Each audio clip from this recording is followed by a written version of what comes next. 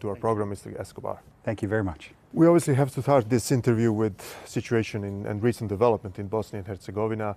I would say that Milorad Dodik and his people are slowly but steadily doing their job of separating Republic of Srpska from the rest of Bosnia and Herzegovina.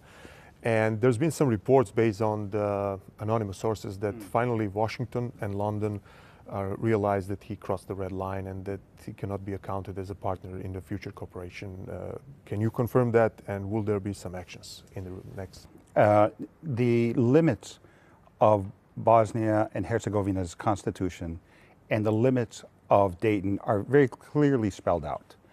And because we support the country, we support its territorial integrity and its sovereignty and its multi-ethnic character, we support the Dayton Peace Agreement, and we support all of the efforts to make sure that that works, including the use of bomb powers by the High Representative. So if he stays within the boundaries, within the context of Dayton, obviously we'll work with him to advance Bosnia's European path. But when he crosses that, we have to make it very clear that there will be consequences. Did he cross that right now? Well, I would say that he is on the path to trying to dissolve the central institutions and trying to take Republika Srpska out of the context of Dayton.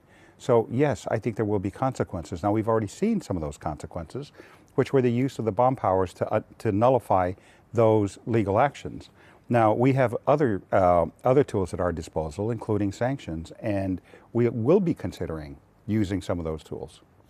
Milorad Dodik was recently in Moscow. He was warned by the West not to go, but do you think that he was directly instructed and encouraged to do what he's doing right now? I think what he's doing right now has been his path for the last few years, is that, quite honestly, he's trying to create a Republika Srpska that is free from any interference of federal courts, federal prosecutors, federal investigators, federal tax authorities, in order to protect some of the corrupt connections that have been developed inside of Republika Srpska.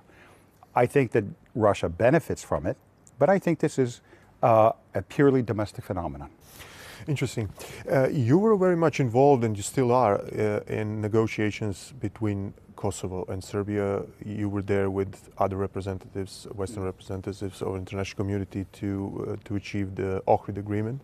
Since then, I would say the situation deteriorated with the violence that occurred in the north of Kosovo, with even many NATO peacekeepers wounded in this escalation of violence. Right. Do you think that we are going towards some solution?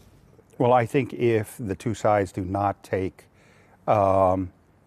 accept the de-escalation plan that is being offered to them from the European Union, that we could see